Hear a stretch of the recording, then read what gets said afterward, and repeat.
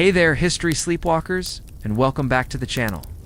Dim the lights, get cozy, maybe grab a chamomile tea, because tonight we're going on a very, very long, meandering journey into the annals of ancient Rome, not the Rome of grand battles and toga-clad heroes, oh no. We're diving into the slightly less glamorous, often quite strange, and frequently downright dysfunctional corners of Roman history. Think less Hail Caesar, and more, oh dear, did that really happen? So, settle in, let your mind wander, and let's explore some of the more peculiar footnotes from the empire that just kept on giving. For better or worse, let's begin, as one often does, at the beginning, or at least, near enough to the beginning to set a suitably bizarre tone. We're talking about the early days, when Rome was still finding its footing and its rulers were, well, let's just say they were a work in progress. And our first stop, dear listeners, is with one of those foundational figures. A chap whose very existence is shrouded in a delightful blend of myth, legend, and probably a fair bit of... We'll just make this up as we go along. We're talking about Romulus. Yes, that Romulus. The one with the wolf, the brother, the whole shober. Now, according to the stories, Romulus and his twin brother Remus were abandoned at birth. You do? Because, you know, being born of a Vestal virgin and a god tends to complicate things, especially when your evil Gretuncle is trying to off you to secure his throne. Standard royal drama? Really? But instead of just dying, as most abandoned infants would, these two were supposedly suckled by a she-wolf. A she-wolf. Not a kindly milkmaid, not a sympathetic passing shepherdess, but a wild, predatory canine. Because, why not add a touch of the feral to your founding myth? It certainly makes for a more interesting origin story than, say, being raised by your perfectly normal, well-adjusted parents. One can only imagine the dinner table conversations. So, how was your day, dear? Did you fight off any rival wolf packs? Learn to howl at the moon? So, these two wolf boys eventually grow up, discover their true royal lineage, and decide, as one does, to found a city. But, and this is where the fun really begins, they couldn't agree on where to put it. Romulus preferred the Palatine Hill. Remus, being the contrarian twin, was all about the Aventine Hill. And instead of, flipping a coin or having a polite debate, they decided to consult the augurs. Bird-watching, essentially. Romulus supposedly saw 12 vultures, while Remus only saw 6, which, naturally, meant Romulus had divine favor. Because 6 vultures are clearly inferior to 12. It's just simple bird math. But Remus, bless his heart, wasn't having it. He started mocking Romulus's paltry little ditch of a wall. He jumped over it, probably with a sarcastic, "Is this all you've got, brother?" or something equally infuriating. And Romulus, who, let's be honest, probably had a bit of a temper, just killed him. Yep, fratricide is a founding principle. Thus perish every one who shall hereafter jump over my walls, Romulus allegedly declared. Which is quite the way to kick off a city-state, isn't it? Welcome to Rome, where we kill our family members if they don't respect our architectural boundaries. Very chill, very relaxed, very Roman. It sets a precedent, you see, for future rulers and their less than charming habits. So Romulus is now the sole founder, the first king. But he had a problem. His new city was full of men. Just men. A whole lot of men, probably smelling of sweat and ambition, and absolutely no women. Now in ancient times, this wasn't really a recipe for a thriving, long-term civilization. You need, offspring. So, what's a king to do? Well, Romulus, ever the pragmatic and slightly devious leader, came up with a plan. He threw a party. A big party. Games, feasting, the whole 9 yards. And he invited the neighboring Sabines and their families. The Sabines, probably thinking free food and entertainment, why not, showed up in droves. And while everyone was enjoying the festivities, probably a bit too much wine flowing, Romulus gave a signal. And suddenly, the Roman men, who had clearly been briefed beforehand, just grabbed the Sabine women. Yep, kidnapped them. En masse. It's famously known as the rape of the Sabine women, though rape here refers more to abduction or carrying off rather than sexual assault. But still, not exactly a charming meet-cute, is it? Darling, remember how we met? You were enjoying a nice game of gladiatorial wrestling, and then suddenly, I just swept you off your feet, quite literally, against your will. The Sabine men, understandably furious, eventually marched on Rome. There was a big old battle. But then, in a truly bizarre turn of events, the Sabine women themselves, who had by this point apparently settled in, started begging their fathers and brothers to stop fighting their new Roman husbands. Because they had children now, and they didn't want to see their new families torn apart. So, a peace treaty was struck, and the Sabines and Romans became one people. Because nothing quite unites two warring factions like a mass abduction followed by a surprisingly finally effective campaign of domestic bliss. And that, dear listeners, is how Rome got its women. A tale as old as time, or at least as old as a city founded by a wolf-phrased fratricidal king who liked to throw kidnapping parties. Let's float over now, gently, like a leaf on a slow-moving river, to some of the early Roman kings who followed Romulus. We won't dwell too long because, frankly, much of their existence is equally mythological, but they do offer a few delightful quirks. Take Numa Pompilius, the second king. He was apparently a very religious and peaceful fellow, which, after Romulus, was probably a welcome change. He spent his time establishing religious rituals, creating calendars, and generally trying to bring a bit of order to the chaos. He even supposedly had a divine mistress, the nymph Egeria, who would meet him in a sacred grove and give him advice on how to rule.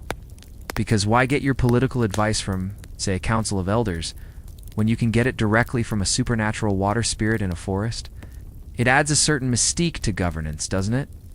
Very on brand for early Rome. Then we have Talus Hostilius the third king. He was apparently the exact opposite of Numa, a warrior king, all about battle and conquest. He actually got into a bit of a tiff with the Alban city-state, and instead of a full-scale war, they decided to settle it with a duel between three brothers from each side. The Horatii for Rome, the Curiati for Alba Longa. It was a dramatic affair, the Roman brothers initially losing, then one Roman surviving and strategically picking off the wounded Curiati one by one. Very clever, very brutal. But then the surviving Horatius brother, upon returning to Rome, found his sister mourning her betrothed, who happened to be one of the fallen Curiati. So he just killed her. For daring to mourn an enemy, because apparently, in ancient Rome, grieving was a treasonable offense if the deceased was on the wrong team. He was actually put on trial for it, but acquitted. Because, priorities. Rome first, personal feelings somewhere way down the list. Now, we're not going to go through all 7 kings of Rome in excruciating detail because, frankly, some of them are a bit too normal. And normal is not what we're here for. We're here for the slightly unhinged. But we absolutely must touch upon the very last king, Lucius Tarquinius, Superbus, or Tarquin the Proud, because his reign, and its rather dramatic end, perfectly encapsulates the early Roman attitude towards tyranny, and more importantly, towards the sanctity of Roman womanhood. The Proud lived up to his name. He was arrogant, tyrannical, and generally just not a very nice chap.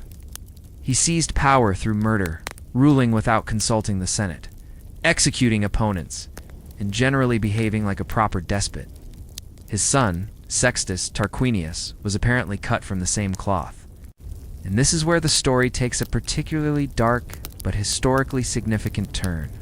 Sextus became infatuated with Lucretia, a virtuous and respected Roman noblewoman, the wife of his cousin, Lucius Tarquinius Colosseum. One night, while her husband was away, Sextus went to Lucretia's house and, he raped her. It's a truly awful act, and its consequences were monumental for Rome. After the assault, Lucretia, utterly devastated and humiliated, called her father and husband, told them what had happened, and then, despite their pleas, she publicly committed suicide. She killed herself to preserve her honor and to protest the egregious act committed against her. Now, this was not just a personal tragedy. This was a catalyst for revolution. The Romans, already fed up with Tarquin the Proud's tyranny, were absolutely outraged by this violation of a noblewoman and the utter disrespect for Roman values it represented. Lucius Junius Brutus, a prominent figure who had actually been feigning foolishness to avoid Tarquin's wrath, used this event to rally the people. He displayed Lucretia's body in the Forum, delivered a passionate speech, and vowed to expel the Tarquins forever. And that, dear listeners, is exactly what they did. The monarchy was overthrown, the Tarquins were banished, and Rome decided, you know what? No more kings. Ever. And thus, the Roman Republic was born.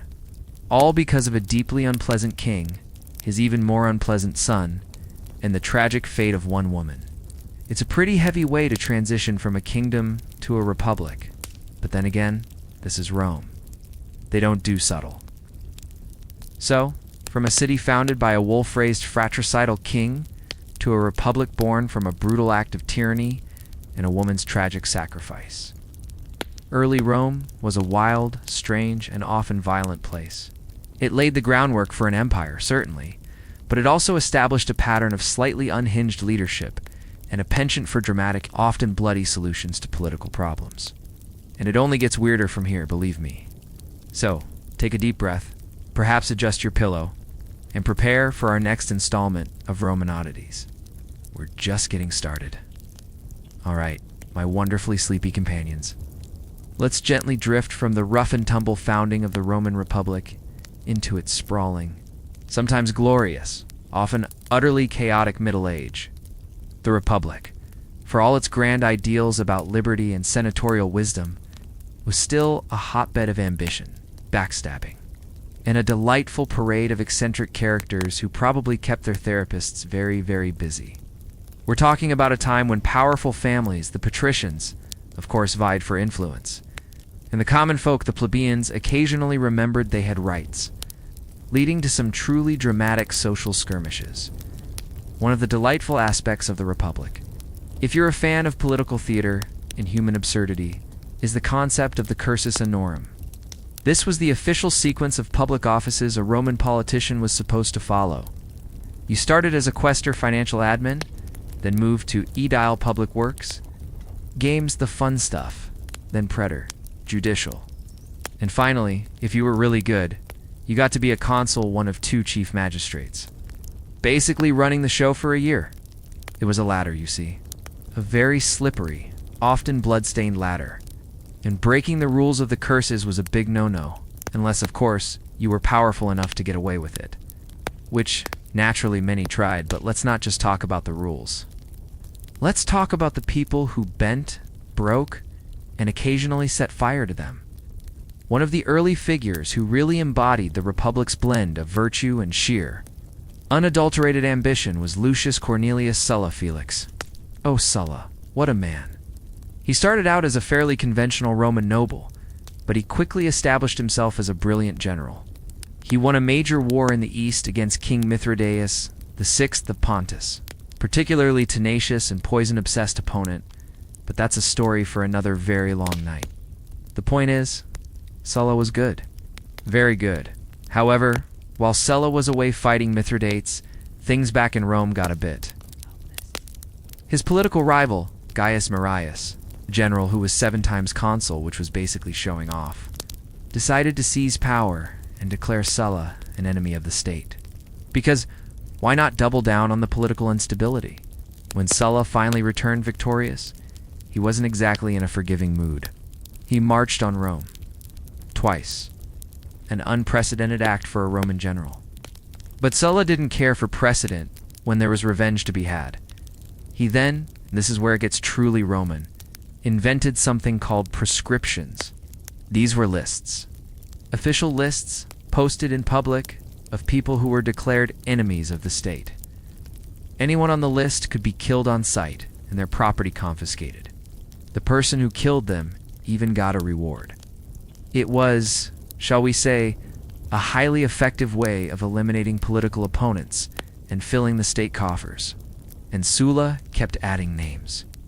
for months. Historians estimate thousands of people were proscribed. Many were political enemies, yes, but also many wealthy citizens whose only crime was having valuable property that Sulla and his allies fancied. It was basically state-sanctioned murder for profit, and Sulla, ever the charming fellow, oversaw all of this with a kind of detached ruthlessness. But here's the kicker, the truly wild part of Sulla's story. After restoring order, his kind of order anyway, appointing himself a dictator, not for a temporary emergency, but dictator for life. Because why be subtle? And pushing through a series of reforms designed to strengthen the Senate and weaken the popular assemblies, he just retired. Yep, voluntarily. He resigned his dictatorship, went to his country estate, and apparently spent the rest of his days writing his memoirs and living a life of leisure, surrounded by actors and actresses. Because after orchestrating thousands of murders and single-handedly redefining Roman politics, a man needs a quiet retirement, doesn't he? He died shortly after, apparently of a ruptured ulcer. Poetic in a way, that the man who caused so much internal bleeding in Rome would himself suffer from it. Let's gently pivot now, from the bloody machinations of Sulla, to a figure who, while undeniably brilliant, possessed a level of self-regard that would make even the most seasoned narcissist blush. Gaius Julius Caesar. Of course, we all know Caesar, right? Weeny, weedy, weaky, and all that. But beneath the stoic general and the political genius was a man with a truly remarkable flair for the dramatic, and a penchant for pushing every single boundary the Republic had. Caesar was a patrician, but he started his career aligned with the popular faction, making him an early rival to the more conservative elements of the Senate. He was ambitious, charming, and utterly ruthless. He also had famously expensive tastes. He built grand houses, threw lavish parties, and went into massive debt. His political career was essentially a lifelong effort to get rich enough and powerful enough to pay off his creditors. Because, priorities. His rise to power involved forming an unofficial alliance, known as the First Triumvirate, with two other powerful men, Gnaeus Pompeius, Magnus Pompey the Great. A very successful general, and Marcus Licinius, Crassus, the richest man in Rome, who literally put out fires in exchange for property because why not monetize urban disasters? It was an alliance of convenience, designed to overcome senatorial opposition, and it worked brilliantly. For a while, Caesar then went off to Gaul, and for nearly a decade he conquered pretty much everything in sight. He wrote about it too in his commentary De Bello Gallico, which is basically ancient propaganda disguised as history. I conquered, I saw, I wrote about it extensively. His campaigns were brutal, effective, and made him immensely wealthy and incredibly popular with his legions, which, as we learned from Sulla, is a very dangerous combination in the Republic. While Caesar was in Gaul, Crassus died in a spectacularly ill-conceived campaign against the Parthians. Long story short, molten gold was involved. This left Caesar and Pompey as the two dominant figures, and naturally they started eyeing each other suspiciously. The Senate, always keen to clip the wings of any general who got too popular, ordered Caesar to disband his army and return to Rome as a private citizen. Caesar, of course, was having none of it. To cross the Rubicon means to pass a point of no return, and that's exactly what he did, leading his legions across the small river that marked the boundary of Italy, effectively declaring civil war. The civil war between Caesar and Pompey was a monumental struggle, fought across the entire Roman world. Pompey eventually fled to Egypt, where he was promptly assassinated by the pharaoh's advisors, who thought they were doing Caesar a favor. Caesar, ever the theatrical sort, supposedly wept at the sight of Pompey's severed head, even though they were mortal enemies. Because, it's all about the optics. He then famously got involved in Egyptian politics, had an affair with Cleopatra VII, because why wouldn't the most powerful man in the world also get involved with the most powerful woman? And father to son, Caesarion. Talk about a whirlwind tour. Caesar eventually returned to Rome victorious, and was appointed dictator for 10 years, then dictator for life. He initiated numerous reforms, minted coins with his own face on them, a very king-like move, and Romans hated kings, remember? And generally started acting less like a republican magistrate and more like, well, an emperor before there were emperors. This naturally made a lot of people in the Senate very, very nervous. They feared he would completely dismantle the republic and declare himself king. So, a group of senators, including his supposed friend Marcus Junius Brutus, yes, that Brutus decided to take matters into their own hands. On the Ides of March 44 BC, they stabbed him, 23 times to be precise. In the Senate House itself, at the foot of a statue of Pompey, because, again, Roman history is nothing if not dramatically ironic. His dying words are famously, "Et tu, Brute, you too, Brutus," though he probably just uttered an exclamation of pain. Still, it makes for a much better story, doesn't it? So, Caesar, the man who conquered Gaul, crossed the Rubicon, romanced Cleopatra, and became dictator for life, met his end not on the battlefield, but at the hands of his fellow senators. It was a brutal, shocking end, meant to save the Republic. But, as we shall see, it only plunged Rome into another, even bloodier, series of civil wars, ultimately paving the way for the very thing the conspirators feared, an empire. Because in Rome, one crisis often just leads to a bigger, more complicated crisis. Take a moment to absorb all that delicious political intrigue and personal drama. We've got Sulla, the prescribing retiree, and Caesar, the ambitious general who got a bit too big for his toga. And we're just scratching the surface of the dysfunctional brilliance that was the Roman Republic. Our next stop, when you're ready, will be the messy aftermath of Caesar's assassination and the rise of the first true emperor. Keep those eyelids heavy, my friends. All right, my wonderfully comfortable companions. Let's continue our slow, gentle drift through the oddities of ancient Rome. We just left Julius Caesar bleeding out on the Senate floor. Rather dramatic curtain call for a man who loved drama. The conspirators, thinking they had saved the Republic, quickly realized they had, in fact, opened Pandora's box and then promptly tripped over it. Because killing the most powerful man in Rome rarely leads to immediate peace and quiet, especially when that powerful man had a designated heir. Enter Gaius Octavius Caesar's adopted son and great-nephew. He was a somewhat sickly, rather unassuming young man, barely 18 years old, when Caesar was assassinated. No one, not even Caesar's closest allies, like Mark Antony, really took him seriously.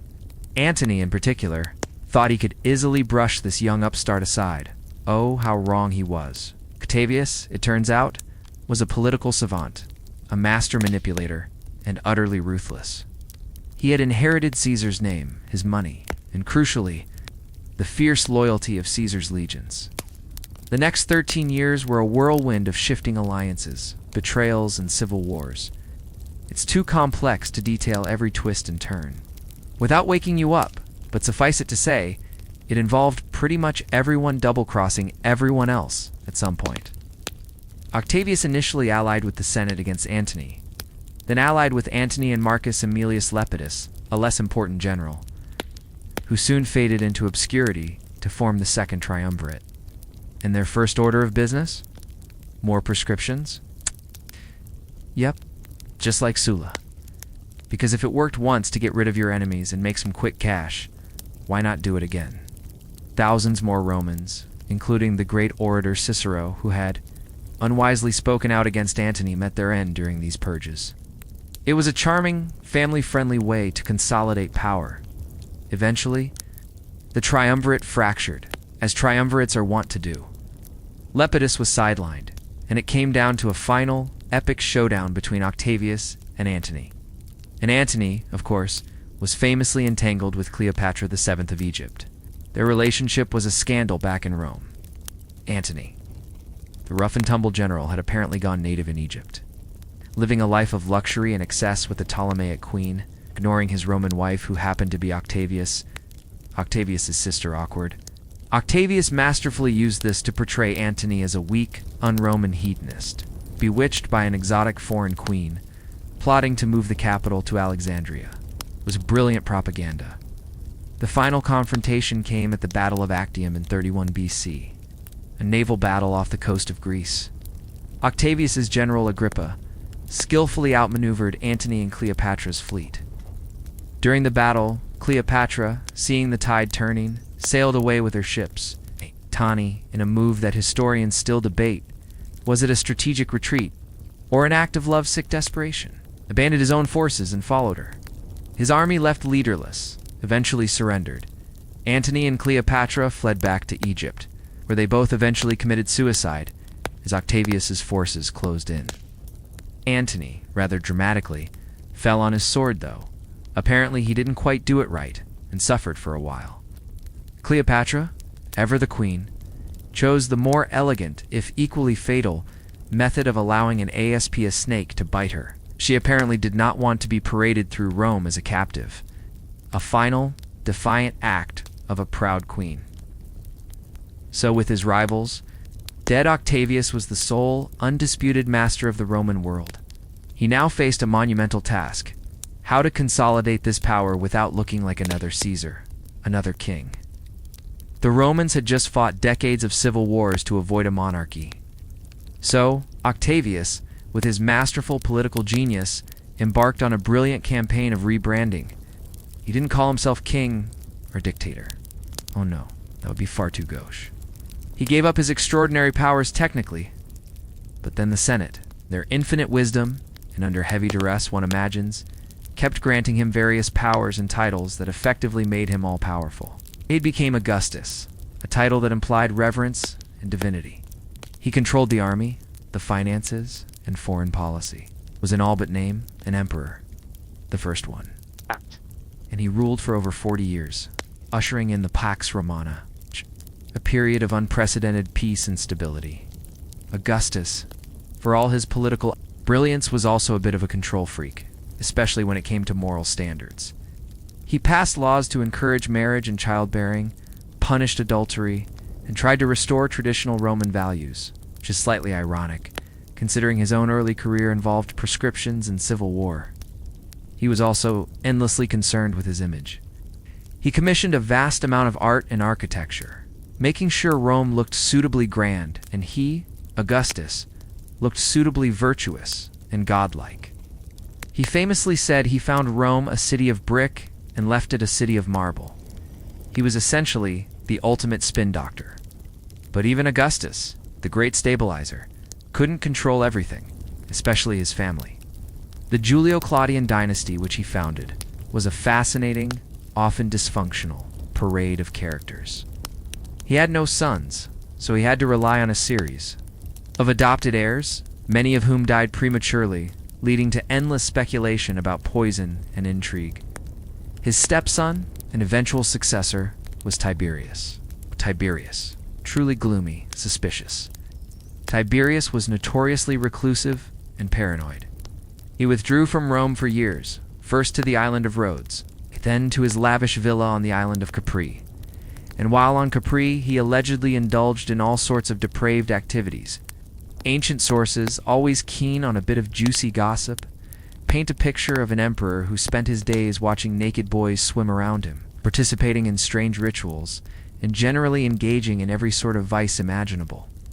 How much of this is true is debatable, but it certainly makes for a more interesting story than emperor spends his days diligently reviewing tax returns. His reign was marked by numerous treason trials. It's often fueled by the ambitious and ruthless Sejanus, the commander of the Praetorian Guard, who essentially ran Rome while Tiberius was on Capri. Sejanus eventually overstepped, plotting to become emperor himself, and Tiberius, from his island retreat, orchestrated his downfall in a truly Byzantine fashion. Sejanus was executed, along with his entire family, in a brutal purge. Tiberius eventually died, reportedly after a long illness, though there are whispers that his successor Caligula hastened his end. Because in Roman imperial families, a natural death was almost a suspicious anomaly. So, from the rise of the unassuming Octavius to the paranoid seclusion of Tiberius, we see the Roman Empire slowly taking shape. With its grand pronouncements and its deeply, deeply flawed individuals at the helm, the foundations were laid, but the cracks were already starting to show. And speaking of cracks, Our next journey will take us to some of the truly mad, bad, and dangerous Tuno emperors who followed. Made it through the intricate dance of the Republic and the calculated rise of Augustus. Now, let's tiptoe into the truly wild and often horrifying world of the early Roman emperors. These emperors, often born into immense privilege and absolute power, sometimes took the concept of unlimited authority and ran with it straight off a cliff. Our first stop on this imperial roller coaster is Gaius Julius Caesar Germanicus, better known to history as Caligula. The name Caligula means little boot, a nickname he got as a child from the soldiers in his father Germanicus's legions, who thought his miniature military uniform was adorable. Adorable he was not. He started his reign with a bang, releasing political prisoners, abolishing unpopular taxes, and generally being quite popular. Everyone thought, finally a good emperor? Oh, how naive they were.